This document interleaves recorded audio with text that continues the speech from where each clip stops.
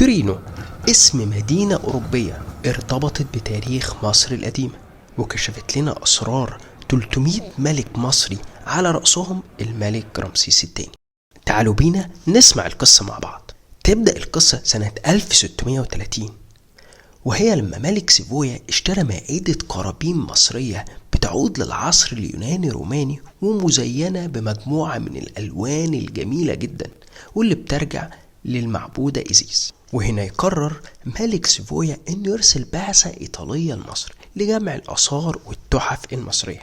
وبالفعل سنة 1753 يسافر لمصر الطبيب والأثري دوناتي ليجمع في غضون 4 سنين أكتر من 500 قطعة مصرية، واللي هتكون بعد كده النواة الأولى لإنشاء واحد من أعرق المتاحف المصرية حول العالم، وهو متحف مدينة تورين.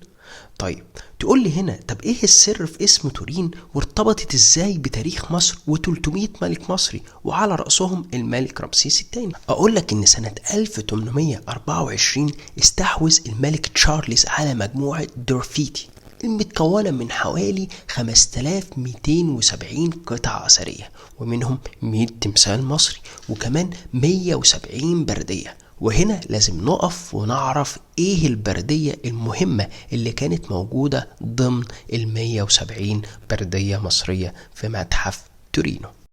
اهم بردية عثر عليها هي البردية اللي اتسمت باسم المدينة، بردية تورينو، وده لانها مش مجرد بردية اتكتب عليها اسم ملك او حياة ملك او تفاصيل بسيطة عن القصر الملكي، انما دي مصدر من مصادر التاريخ المصري. وده معناه ان البردية ساهمت في كشف اسرار 300 ملك مصري من اول الاسرات الاولى حتى عصر الملك رمسيس الثاني. وكمان موجود مجموعة من الاسماء اللي ما قدرناش نعرف هم من الاسرة 19 او الاسرة 20، لان اجزاء كبيرة جدا من البردية على الاسف كانت اتفتتت لقطع صغيرة واللي ما قدرناش من خلالها نعرف اسماء الملوك. بالمناسبة خلال الشهر ده نوفمبر 2024 هيبقى مر 200 سنة على افتتاح المتحف المصري بتورين.